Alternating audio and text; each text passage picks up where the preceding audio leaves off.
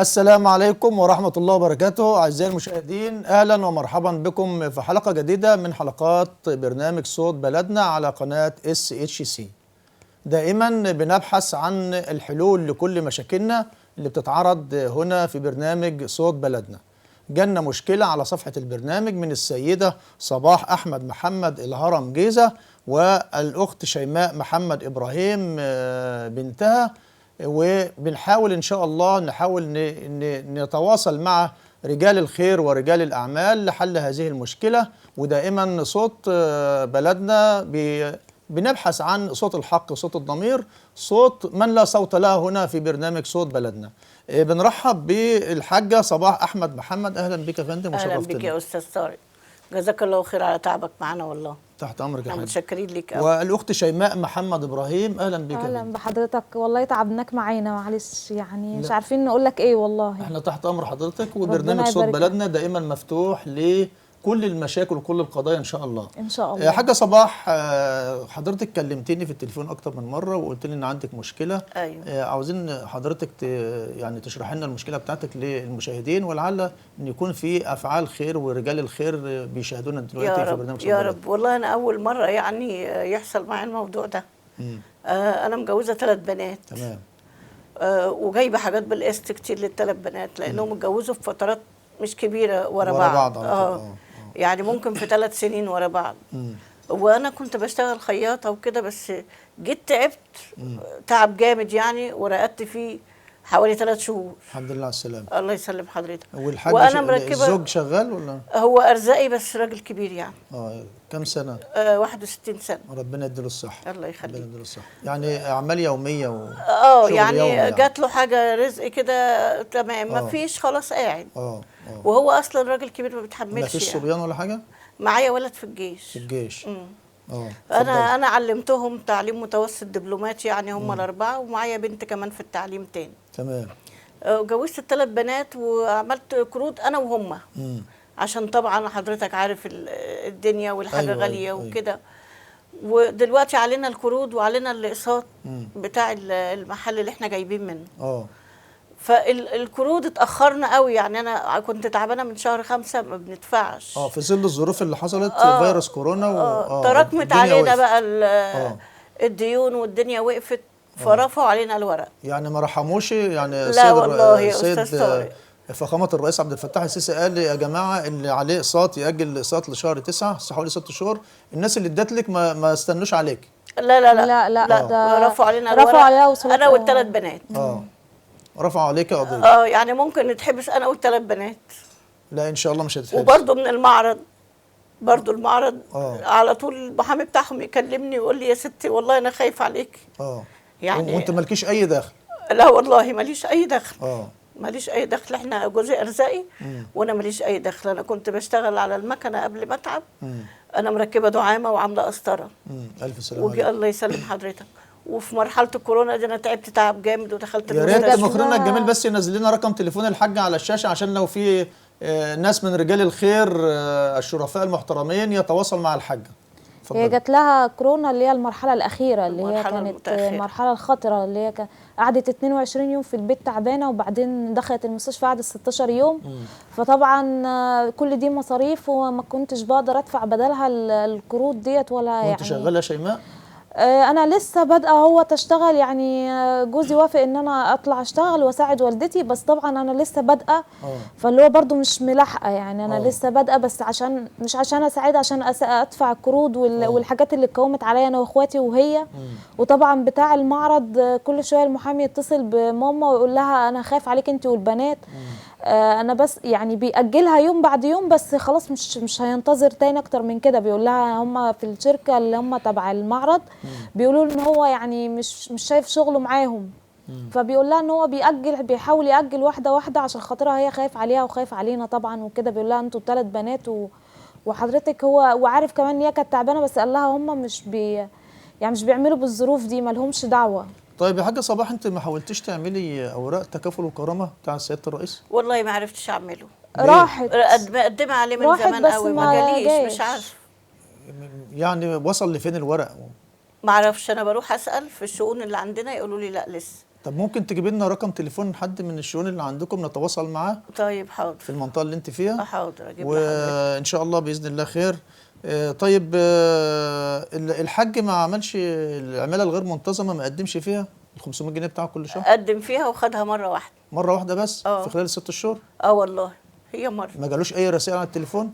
لا هما بيقولوا في خلال الايام الجايه بيشوفوا الناس اللي هم هياخدوها تاني وهينزلوا اساميهم تاني، بس لسه ما نزلش الاسم بتاعه برضه. باذن الله هتنزل. رئيس الوزراء لسه قايل اول امبارح ان شاء الله هينزلوا الاسامي الجديده. الاسماء الجديده اللي هي لها المبالغ اللي بتنزل العماله الغير منتظمه هتنزل ان شاء الله قريب باذن الله. يا رب ان شاء الله. طيب يا حاجه، انت بتستغيثي بمين او والله طلباتك؟ انا نفسي استغيث بسياده الرئيس ونفسي يقابلني، والله نفسي يقابلني. انا بشوفه على الشاشه سياده الرئيس ابو المصريين كلهم. والله انا بشوفه بعيط، اقول له انا نفسي اشوفك واكلمه على الشاشه كانه قدامي. اقول له انا نفسي اوصل ليك واشوفك والله. باذن الله يا حاج، باذن الله. تقول لي حاجه ثانيه يا شيماء؟ يعني نفسي حد بس يساعد والدتي في المشاكل اللي عندها دي، لان يعني لحد بكره الصبح كده عندها مشاكل جامده جدا. لان المفروض القروض اللي هي بتدفعها دي بتدفعها يوم الاحد. المفروض ان هي الصبح هتدفع لهم مبلغ كبير يعني، والا هو رفع الوصولات اصلا وقال لها بعد 10 ايام ليكي جلسه، فعايز بكره الصبح فلوس علشان القضيه تتحل. يعني قال لها خلال 10 ايام انت لازم يوم الاحد تبعتي لي اي مبلغ. فربنا يسترها بقى ان شاء الله. باذن الله باذن الله. احنا بنناشد من هنا من برنامج صوت بلدنا الرجال الشرفاء في الهرم جيزه.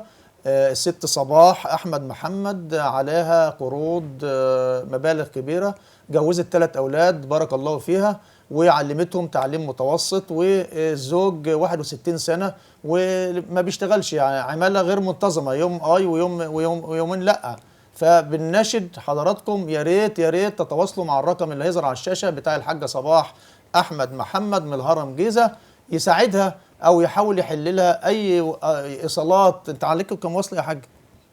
والله انا عليا يعني كل مجموعه فيها، في مجموعه فيها 7، مجموعه فيها 5، وفي واحده فيها 10. اصل انا عامله انا وال3 بنات. انا وال3 بنات عاملين. يعني انا كنت بدفع. بنتك البنت ماضيه على الوصل؟ ماضيين بيمضونا على وصولات امانه على الابيض. على الابيض كمان. وعارفين ظروفك ومضوكوا على الابيض. وفي المعرض برضو مضيين انا وبنتين على وصولات برضو على الابيض. يعني ماما واخده واحنا ضمان ليها. يعني انتوا ضامنين ليه؟ باذن الله خير باذن الله. الحاجه صباح احمد محمد 4 بنات يا جماعه، جوزت 3 وفي واحده لسه في الاعدادي والابن في الجيش. يعني لو الابن كان موجود كان اشتغل وساعد الحاجه صباح، وبنتها بتشتغل عشان تسدد القروض اللي عليها. فبنناشد رجال الخير، الرجال الشرفاء اللي بجد انا المصريين لما بيقفوا مع بعض بيسدهم. المصريين ما بيقفوا مع بعض بيسدهم. واستغاثه بالسيد الرئيس عبد الفتاح السيسي ان ينظر نظره للعماله الغير منتظمه اللي احنا الناس متاخره، بقالوا قبضوا مره و2 يا ريس، و3 4 شهور ما قبضوش وما فيش شغل. يا ريت يا ريس قلبك الطيب وقلبك الكبير نحو المصريين، انت اب لكل المصريين يا ريس. وان شاء الله خير باذن الله. حاجه صباح نورتيني وشرفتيني في برنامج صوت بلدنا يا حاجه، وان شاء الله نتواصل معاك باذن الله. ان شاء الله. متشكره قوي يا استاذ طارق على تعبك، ربنا وان شاء الله بخير باذن الله هنتحل. بس تحاولوا ان شاء الله تجيبوا لي رقم مع حضرتك، اتصل عليا وهات لي الرقم ده ان شاء الله. المراسل بتاعنا في القاهره وفي الجيزه يتواصل معاك وان شاء الله يحل لك موضوع تكافل وكرامه. هي راحت كذا مره بس يقولوا لها ما فيش تقديم ف بترجع تاني بالورق. هناك كمان بقاله اكتر من سنه باذن الله، مقدمه اكتر من سنه. طيب. ما جاليش. طيب شكرا لكم اعزائي المشاهدين. نطلع لفاصل قصير ونرجع لكم تاني.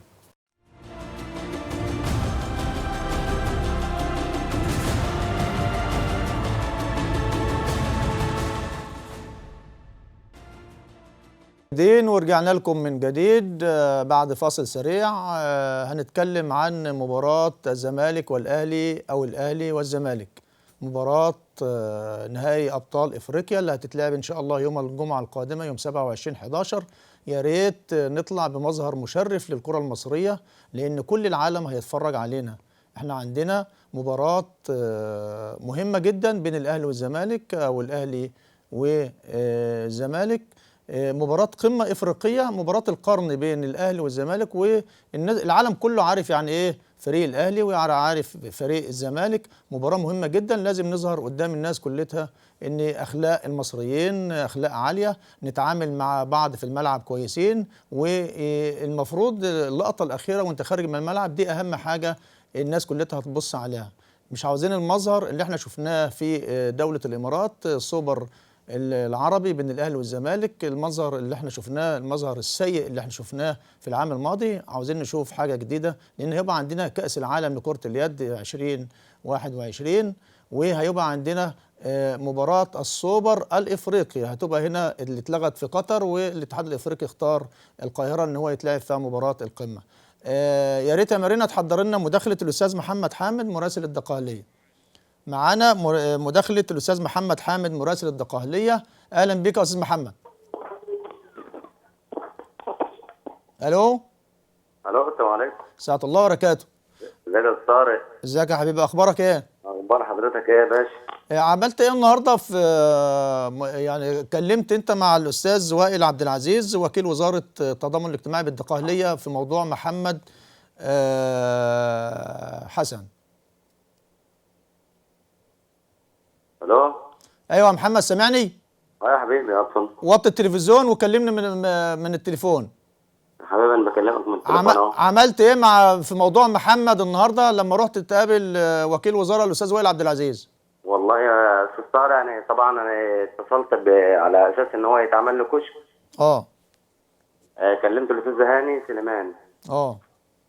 فوعد سيادته ان شاء الله نتوجه له غدا باذن الله، عمل كشك له ان شاء الله باذن الله. يعني موضوع الكشك بالنسبه لي بالنسبه للموضوع الكشك خاص بالوحده المحليه بتاع رئيس مركز ومدينه المنصوره. اللي هو الاستاذ محي الدين حسن، طبعا الشهير بمحمد حسن، اللي هو من البقليه.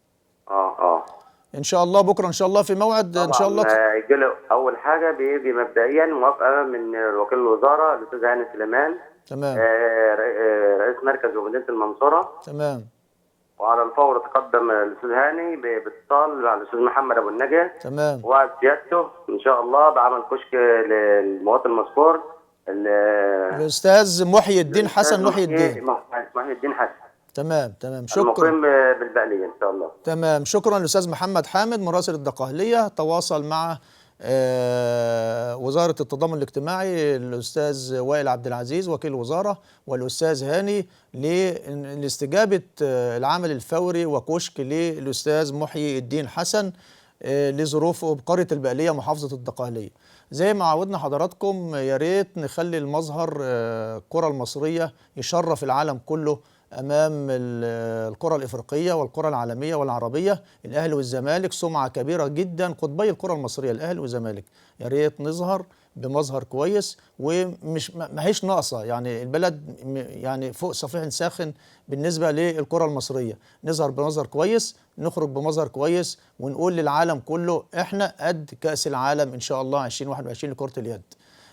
معانا تقرير مهم جدا بالامس القريب، وفاة الدكتور هرماس رضوان رئيس نادي بني عبيد، وشيعت جنازته بمسقط راسه ببني عبيد. وتعالوا نشوف التقرير. لسه مخرجنا الاستاذ علي بيقول لي ما هوش جاهز. طب نجهزه يا جماعه ونطلع بيه ان شاء الله. زي ما عودنا حضراتكم، طبعا نحافظ على بعض في فيروس كورونا، لان الموجه الثانيه موجه صعبه جدا. كهربا في النادي الاهلي وصالح جمعه كورونا، وقبل منهم محمد صلاح والنني. يا ريت نحافظ، والاجراءات الاحترازيه والتباعد الاجتماعي يا ريت نحافظ على بعض، وما نحضرش في التجمعات، ودايما نكون لابسين الكمامه في الاماكن المزدحمه. معانا تليفون موجود؟ طيب ماشي يا باشا. زي ما عودنا حضراتكم ان مباراة القطبية المصرية بين الاهلي والزمالك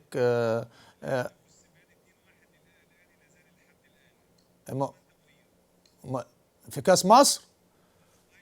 مخرجنا الجميل استاذ علي بيقول لي ان الاهلي متقدم 2-1 على سماد ابو قير في كأس مصر. دكتور هرماس رضوان رئيس بني عبيد، الرمز والتاريخ، أسطورة القرى الدقهلية، عضو مجلس نواب لمدة 15 سنة، رئيس نادي بني عبيد، من الرؤساء أو الزعماء المهمين جدا على الساحة الرياضية، ساب بصمة كبيرة جدا في نادي بني عبيد، عمل استاد على أعلى مستوى بعتبره أنا قرية أولمبية في بني عبيد. معانا الأستاذ عصام عيد شقيق الأستاذ شعبان عيد. أهلا بك يا أستاذ عصام، والبقاء لله. اهلا بحضرتك يا استاذ طارق، واهلا باسره البرنامج صوت بلدنا، واحنا متشكرين جدا لبقاء الله، ومتشكرين جدا لمشاطره اسره البرنامج لاحزان العائله عندنا، ويا رب دايما نجيلكم في الافراح، وشكرا جدا على المداخله وعلى العزاء الجميل. البقاء لله، ويجعلها اخر الاحزان، ويجعل سنوات مرضه في ميزان حسناته ان شاء الله. انا بشكر الاستاذ طارق غالي طبعا الاعلام الكبير واسره برنامج صوت بلدنا، ويا رب دايما بالتوفيق والبقاء لله، ويا رب دايما لا نريكم مكروه، وان شاء الله تكونوا دايما بخير ان شاء الله. شكرا للاستاذ عصام عيد مدير اعداد برنامج صوت بلدنا من نبرو. الدكتور هرماس رضوان أسطورة كرة القدم، يعني أنا بعتبره من أحسن رؤساء أندية في القسم الثاني بجمهورية مصر العربية، مش هقول بمحافظة الدقهلية. شفنا جنازة، يعني آلاف من المشيعين لجنازة الدكتور هرماس رضوان في مسقط راسه بني عبيد، واتعمل السرادق في ملعب استاد بني عبيد. حضره كل محبيه رجال الأعمال محافظة الدقهلية وأعضاء مجلس النواب، وبننعي أنفسنا ثم بننعي أسرة رضوان بالكامل في بني عبيد، الدكتور مكرم رضوان عضو مجلس الشعب، والأستاذ هشام رضوان، وكل عائلات رضوان ببني عبيد. تقرير جاهز يا جماعة؟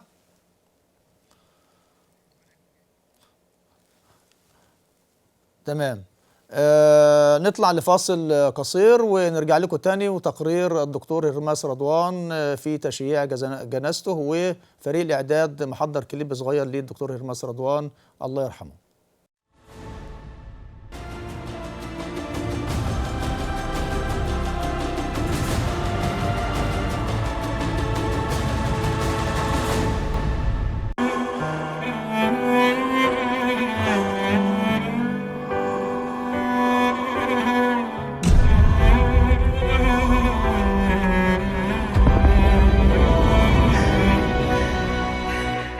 أشوفكوا بخير وسامحوني،